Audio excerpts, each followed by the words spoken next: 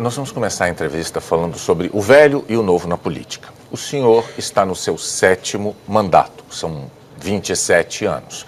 Por que é que o senhor se apresenta como o novo, contra tudo que está aí, se o senhor e a sua família, como tantas outras famílias de políticos, fizeram da política uma profissão, vamos dizer assim? O senhor vive da política e vive para a política, como outras famílias fizeram o mesmo, e o senhor as critica muito duramente. Geralmente, quando se fala em família na política, são famílias enroladas em atos de corrupção.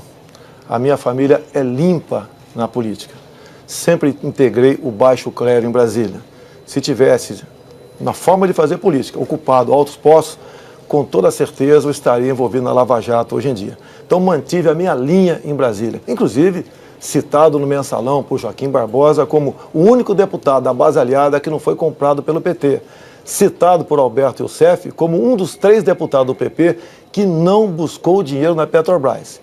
E também, na questão da JBS Friboi, fui o único deputado que recebeu do partido dinheiro oriundo da JBS Friboi e devolveu para o partido. Então, eu estou lá na política há muito tempo, tenho 17 anos de exército brasileiro e mantive a minha linha. E ser honesto, Bonner, não é virtude, é obrigação. Mas eu vou tentar explicar aqui a questão que eu estou colocando. É que tudo que o senhor tem, em termos de patrimônio, o senhor conquistou com os seus salários de parlamentar, tá certo? O senhor declarou à Justiça Eleitoral um patrimônio em torno de 2 milhões de reais. Sim. Isso coloca o senhor num grupo muito reduzido de brasileiros, né? 0,2% da população brasileira.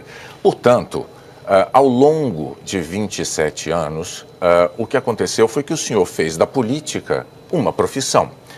A questão é, o que é que o diferencia de tantos outros políticos que trilharam o mesmo caminho? Bonner, nunca recebi dinheiro de empresa nenhuma para a campanha.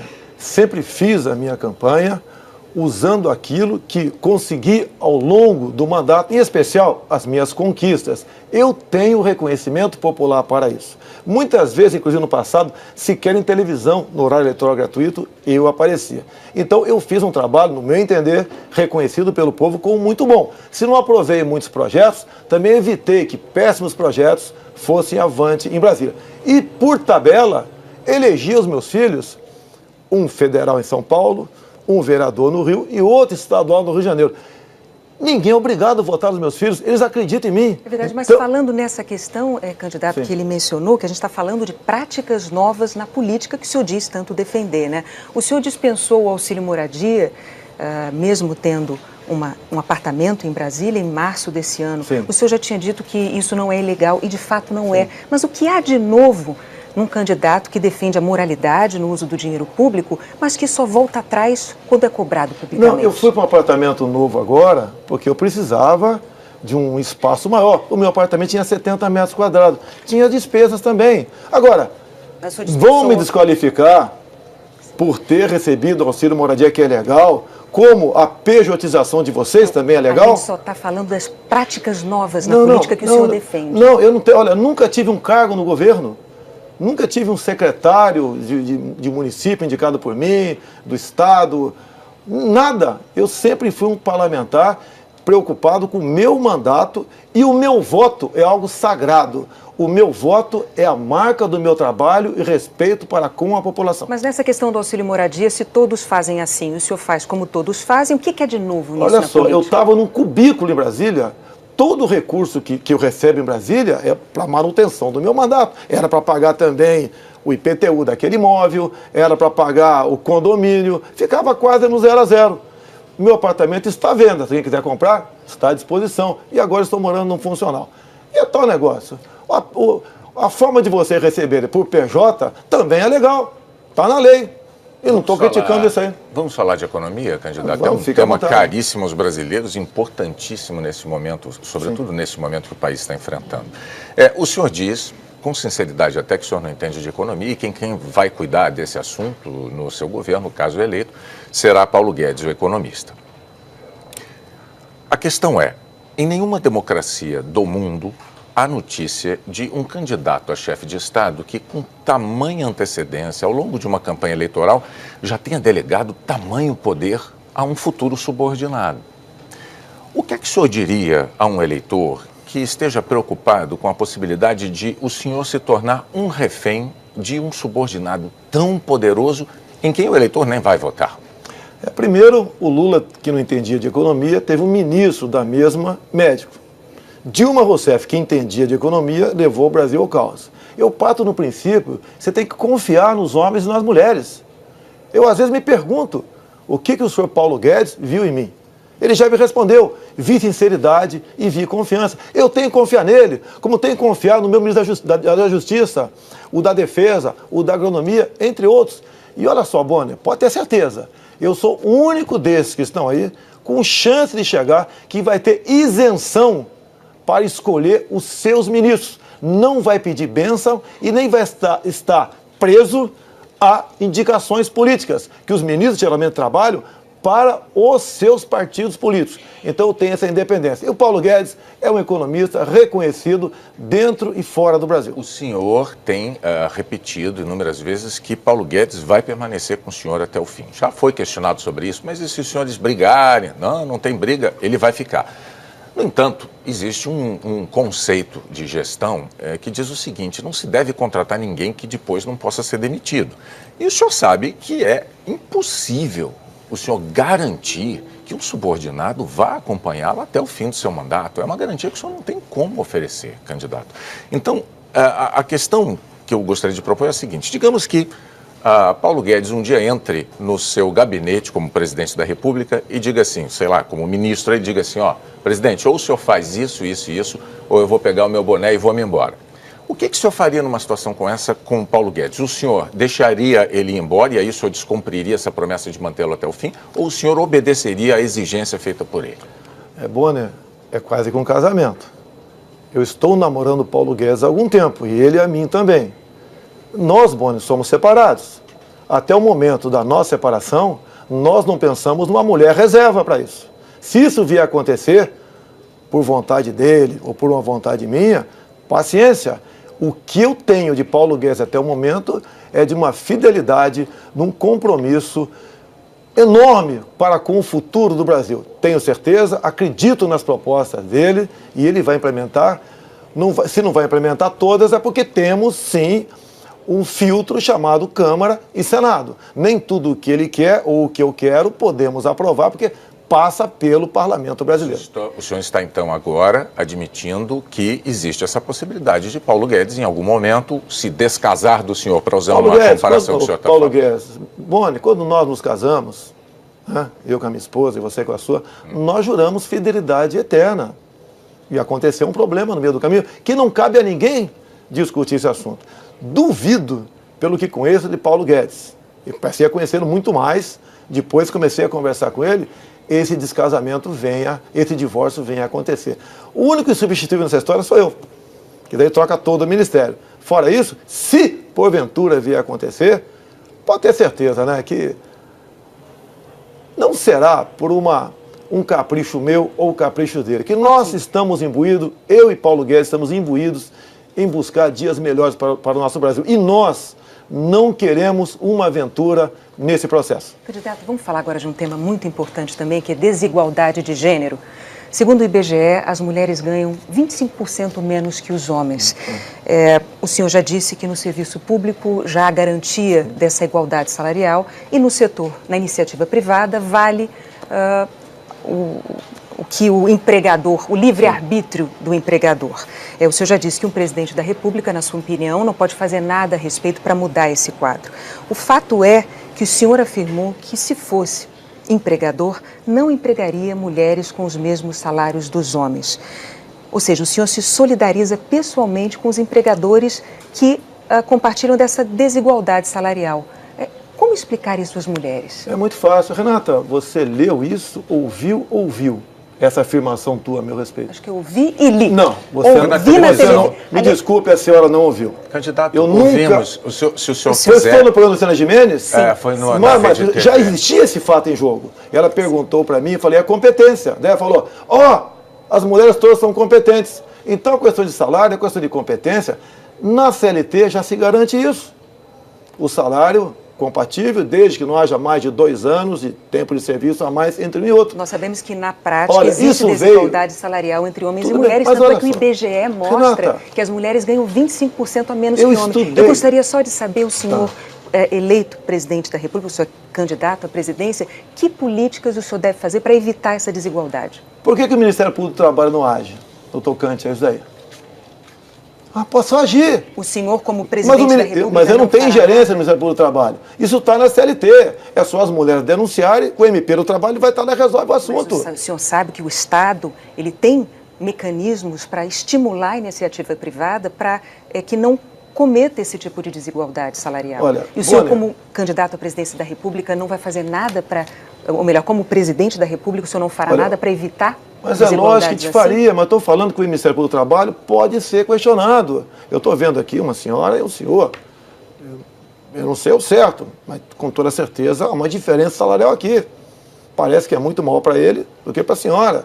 São cargos semelhantes, são iguais. Candidato, tá? deixa eu então, só, desculpe, eu vou interromper vocês dois. Assim, eu poderia até como cidadã e como qualquer cidadão brasileiro, fazer questionamentos sobre os seus proventos, porque o senhor é um funcionário público, deputado há 27 anos, e eu, como contribuinte, ajudo a pagar o seu salário. O meu salário não diz respeito a ninguém. E eu posso garantir ao senhor, como mulher, que eu jamais aceitaria receber um salário menor de um homem que exercesse as mesmas funções e atribuições que eu. Mas agora eu vou devolver a palavra ao senhor, para o senhor continuar o seu raciocínio. Pode ter certeza, né?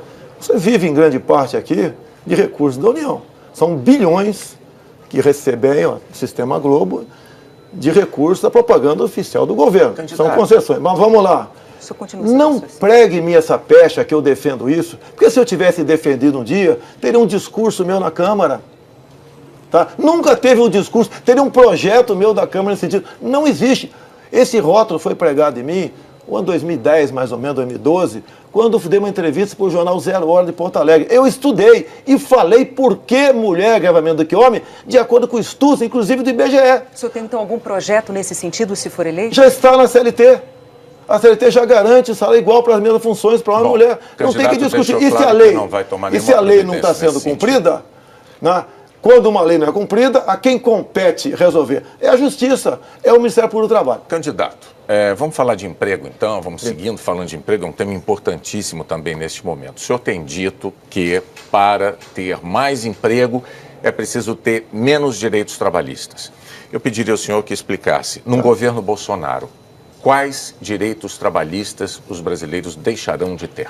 Faltou um pedacinho antes. Eu tenho falado em todas as reuniões que eu faço, há quase 4 anos, em palestras pelo Brasil, que a classe empregadora, são os comerciantes, são os industriais, os empresários, têm dito o seguinte, eles têm dito o seguinte, um dia o trabalhador vai ter que decidir, menos direito de emprego ou todos os direitos e desemprego. Por que isso? O custo do Brasil. O senhor verbaliza o que dizem os empregadores na condição de candidato à presidência. Eu tenho falado para eles, você tem que demonstrar isso. Mas quais são os direitos trabalhistas que o senhor, como presidente, tiraria? Esses direitos estão previstos no artigo 7º da Constituição, cláusulas pétreas. Nenhum pode ser tirado. Nenhum pode ser tirado. O que nós temos que fazer, aí parte por parte do Executivo, nós temos que desonerar a folha de pagamento, nós temos que desburocratizar. Nós temos que desregulamentar muita coisa, evitar que para se abrir uma empresa leve em média aí 100 dias no Brasil. E isso nós temos que fazer para ajudar ter emprego no Brasil. Porque, olha, Boni, você não consegue no Brasil... Eu estou tentando extrair do senhor uma informação objetiva com o seguinte propósito. Não seria mais correto, antes da eleição, o eleitor saber, o trabalhador saber, de que tipo de direito o senhor está disposto a tirar? Que tipo de direito o senhor está disposto a suprimir uma vez eleito? Para não ter uma surpresa depois. Desculpa, Boni, quem porventura tira direito não vai ser o chefe do Executivo, vai ser a Câmara e o Senado. Só vai propor ao Congresso? Só se você tiver uma nova Assembleia Nacional Constituinte. E se você instaurar uma nova Assembleia Nacional Constituinte, a gente não sabe o que vai acontecer dentro do parlamento. Você perde o controle daquilo lá. Agora, isso é uma realidade. Você não consegue produzir um prego no Brasil e botar de forma competitiva no Paraguai. E mais ainda, uma grande verdade, o salário hoje é muito para quem paga e pouco para quem recebe. Vamos partir dessa premissa. para buscar a solução do problema. E não jogue a responsabilidade em cima de um candidato à presidência para essa quantidade de problemas que nós temos no Brasil. É que o candidato disse que é preciso ter menos direitos trabalhistas para ter mais emprego. Mas eu vou seguir ainda na questão dos direitos trabalhistas. O senhor tem verbalizado, candidato, mas vamos lá. Aparentemente o senhor concorda com isso. Ainda na questão dos direitos trabalhistas, o Brasil assistiu à aprovação da PEC dos domésticos. E a PEC dos domésticos dignificou a profissão aí de milhões de trabalhadores brasileiros, né? Deu a eles direitos que até então não tinha. No entanto, o senhor votou contrariamente à PEC dos domésticos. Eu lhe pergunto, por que é que o senhor considera que esses milhões de cidadãos trabalhadores brasileiros não teriam direito, não mereceriam esses direitos conquistados? Não é o senhor que votou contra, eu fui o único a votar contra, em 2 turnos, então não houve erro da minha parte. Foi para proteger. O que eu defendia são os meus direitos, mas de forma gradativa. Levou milhares, milhões de senhoras e alguns homens que exerciam o trabalho doméstico para ser o quê? Diaristas. E como diaristas não estão, sequer grande parte deles, recolhendo para a sua previdência. Então tem que ser devagar. Muita gente teve que demitir porque não teria como pagar. Muitas mulheres perderam o emprego exatamente pelo excesso desses direitos. Essa foi a minha intenção. Bom, os números recentes do IBGE a respeito disso não atestam com tamanha clareza o que o senhor está dizendo, candidato. Mas, para a gente também não ficar só num assunto, eu diria o seguinte, o eleitor deve entender, então, que para o senhor não tem saída. Ou não tem direito, ou não tem emprego. Porque então a gente aprovar todos os direitos trabalhistas para os militares das Forças Armadas. Você seria favorável? Eu sei que o entrevistado está sendo eu. Vamos aprovar todos os direitos trabalhistas para os militares das Forças Armadas e Forças Auxiliares? Não foi a questão que eu coloquei, não, candidato. Mas peraí. Eu falei de empregados domésticos e o senhor votou contra. O senhor disse que foi o único a votar contrariamente. Votei pretendendo defender e sabendo que ia ser o único votando contra. Então eu não me joguei no covil dos leões. A imprensa não bateu em mim na época. Houve sim demissão, Bonner. Houve. Muita gente que chegava, dormia no trabalho, passou a não dormir mais. Muita gente chegava cedo, até fazia um café para os patrões ali, não chego mais para não contar aquele tempo de serviço. Perderam o café da manhã e perderam o pernoite. Eu vou pedir então licença para a gente ir para agora, esses são direitos inclusive que o senhor se referiu. Mas vamos partir para um outro tema importante que é a homofobia. A cada 19 horas um gay, lésbica ou trans é assassinado ou se suicida por causa de homofobia no Brasil.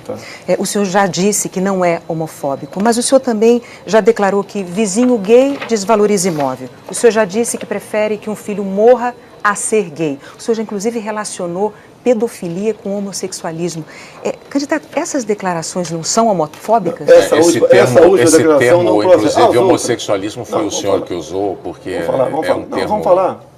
Em geral, a palavra correta para se usar seria ter homossexualidade. Renata foi literal na transcrição do que o senhor disse. Olha só, isso começou a acontecer em novembro de 2010 comigo. Até aquele momento eu era uma pessoa normal, como você é normal por aí, no tocante a isso.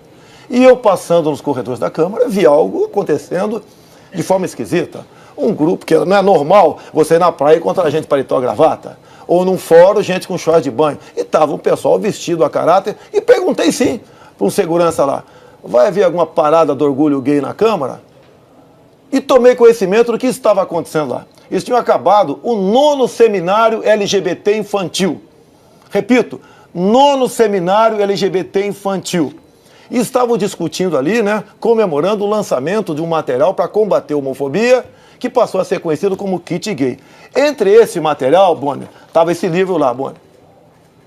Então, pai que tenha filho na sala agora, retira o filho da sala, para ele não ver isso aqui. Se bem que na biblioteca das escolas públicas tem. Olha só, não vou mostrar se as crianças não. Não, mas é um livro escolar, é para criança. Eu pediria ao senhor. É um livro para criança. Os pais não sabem que isso está na biblioteca. Nós temos uma regra, candidato, que eu estou relembrando com os seus assessores. Os candidatos não mostram documentos, eles não mostram papéis. Não, mas está aqui o livro, uma prova. Eu pediria ao senhor. Isso daqui... Não é, candidato, posso lhe dizer... Vou tirar o livro aqui. Não é respeitoso. Só pode deixar o livro comigo? Não, pode deixar, não vou mostrar mais não.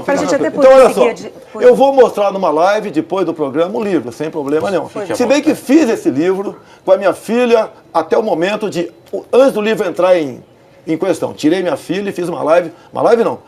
Fiz uma matéria no Facebook, deu 40 milhões de acessos em 15 dias. Mas, então, olha só, essas suas sala de aula, aqui eu me refiro. Olha só, eu gostaria que o senhor estava defendendo as crianças em sala de aula. Quando o senhor se Meu referiu Deus, a vizinho todos esses gay momentos, desvaloriza imóvel. todos esses momentos. O que isso tem a ver com as Todos esses crianças? momentos. Um pai não quer chegar em casa, encontrar o filho brincando com boneca por influência da escola. Esse é o assunto. Candidato, mas para não, mas peraí.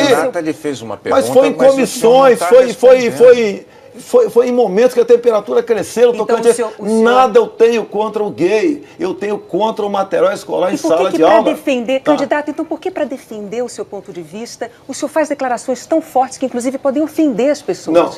Não, tem muito gay que é pai, que é mãe e concorda comigo. As declarações foram fortes, foram algumas caneladas, peço até desculpas, mas foi um momento de temperatura alta em comissões que quase houve vias de fato em muitas discussões, porque o ativismo LGBT levava para isso. Inclusive, eu peço para você que está em casa, entre na internet, pegue lá, Plano Nacional de Promoção e Cidadania LGBT. São 180 itens, entre eles a desconstrução da heteronormatividade. Ou seja, estão ensinando em algumas escolas que homem e mulher está errado.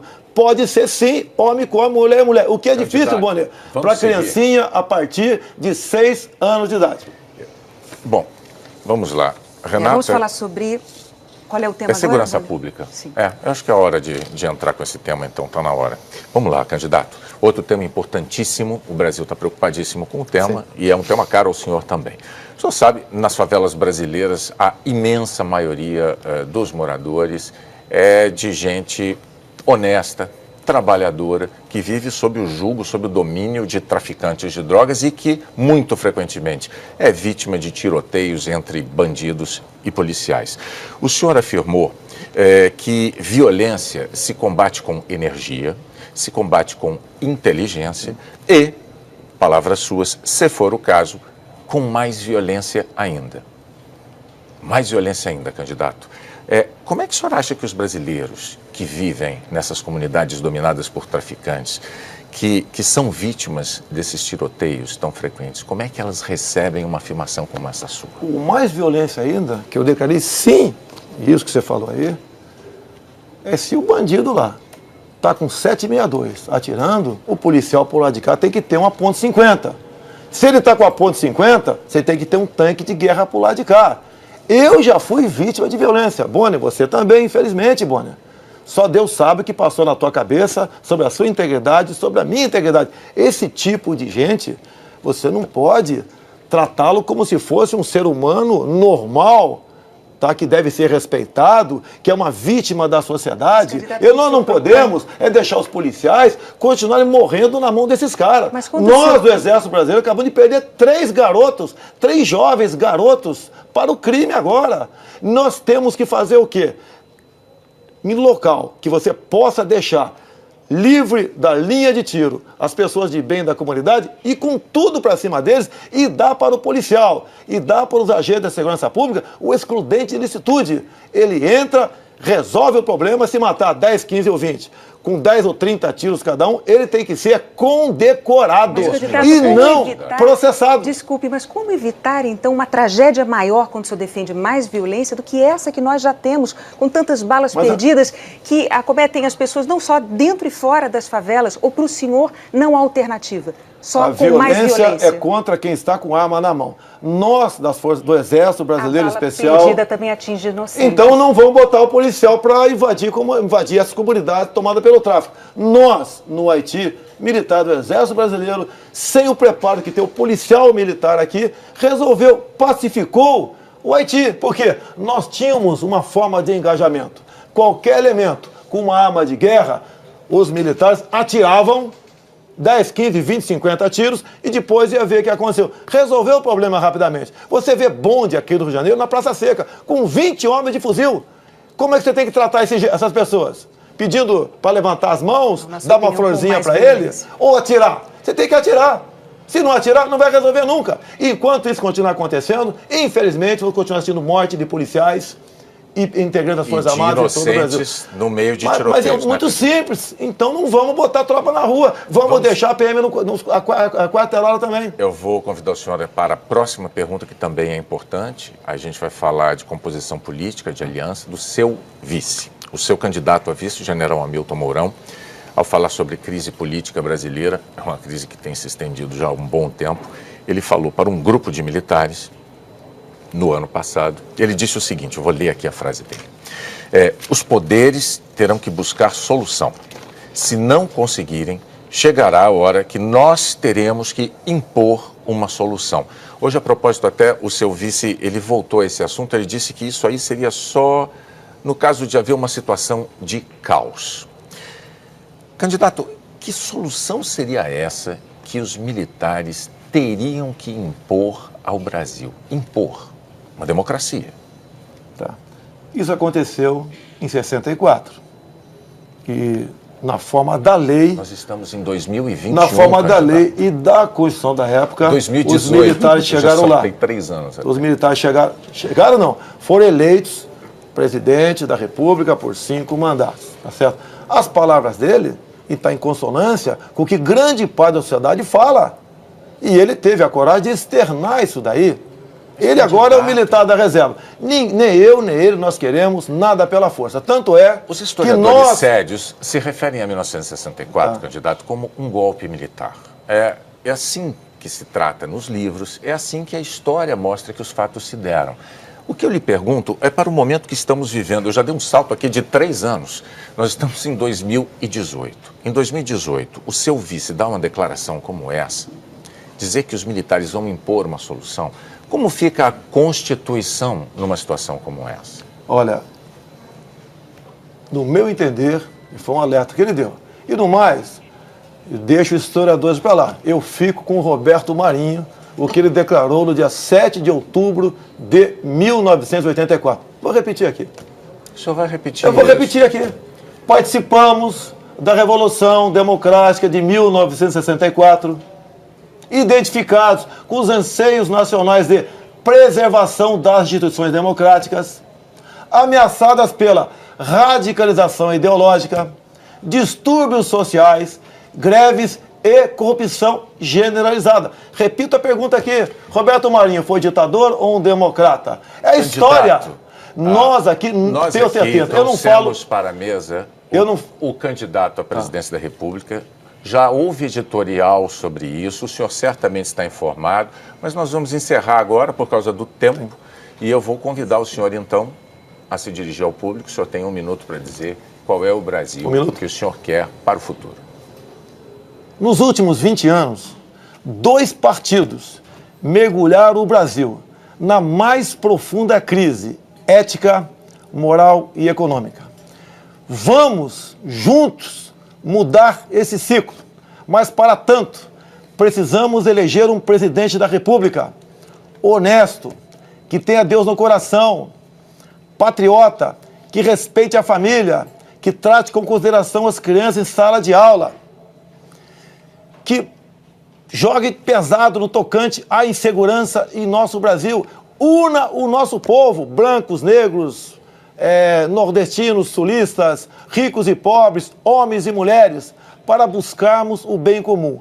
Nós, no Brasil, temos tudo para sermos uma grande nação. Só falta essa união entre nós e que o presidente eleja indique seus ministros sem indicação política. Muito obrigado a todos. Eu tenho que respeitar o